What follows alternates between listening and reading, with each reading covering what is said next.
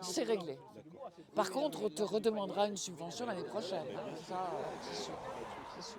Tu sais, Bon, il fallait que je redresse les finances. Donc ça s'est adressé. Cette année, vous verrez, c'est très Francis, consolidé. je ne Donc j'aurai un peu formule de à marge de l'égard manœuvre. de ta municipalité aucune critique. Ah mais tu as le droit. Non, pas ici. On a, Tu sais très en bien que si attendant j'ai des critiques à te faire, je te les fais directement. Hein. Je ne me suis jamais gênée. de la visite Et de ben voilà, ça Taillandry, continue. il y a quelques discussions avec monsieur le maire. J'en ai pas eu beaucoup d'ailleurs, donc ça va.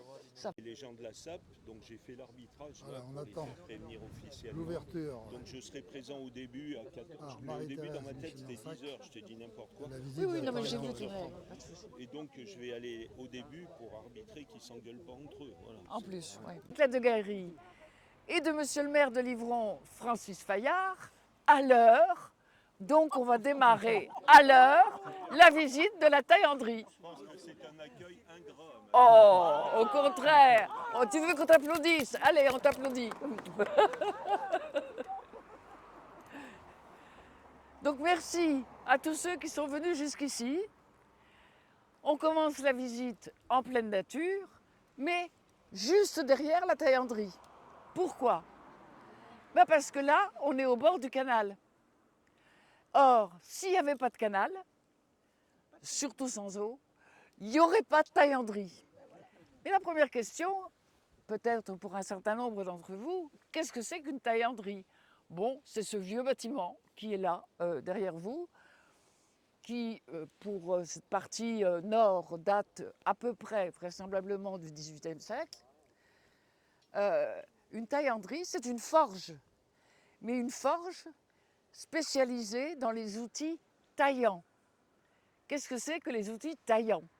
Eh bien, c'est les outils qui permettent de bêcher efficacement, c'est-à-dire des outils qui ont une lame très affûtée. Voilà ce que c'est qu'une taillandry. Donc vous allez visiter une forge dans laquelle le feu est allumé et dans laquelle vous verrez des forgerons qui ne datent pas du XVIIIe siècle en train de forger. Voilà.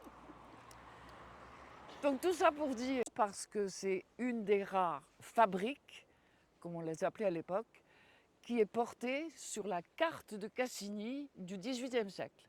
La carte de Cassini, donc à l'époque de Louis XVI, était parmi les premières cartes françaises. Dans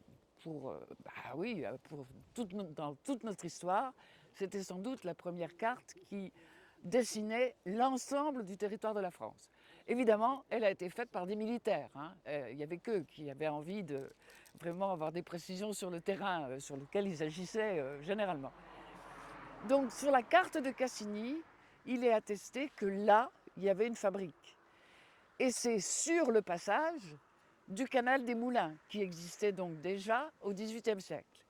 Et on pu profiter de l'eau qui sortait du moulin d'Alex, je vous cite à peu près les termes qui figurent sur la convention, eau du moulin d'Alex auquel on avait droit donné par le seigneur de l'époque qui était l'évêque de Valence. On pouvait prendre l'eau qui sortait du moulin d'Alex en 1596, si j'ai bonne mémoire. Ensuite, il a fallu construire ce canal. Et qui construit le canal? Qui paye la construction du canal?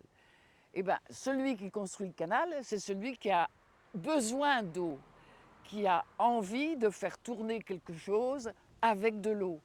Et en l'occurrence, c'était ceux qui fabriquaient la farine à partir du grain. C'était donc des moulins à grains. Ils absorbent l'eau, si j'ose dire, ou ils puisent l'eau dans la Drôme à une altitude d'environ 130 mètres. Ensuite, quand l'eau arrive au moulin, elle est utilisée par les roues pour faire tourner les moulins. Et ensuite, elle va bien quelque part, cette eau. Et elle est rejetée au Rhône. Le Rhône, il est par là.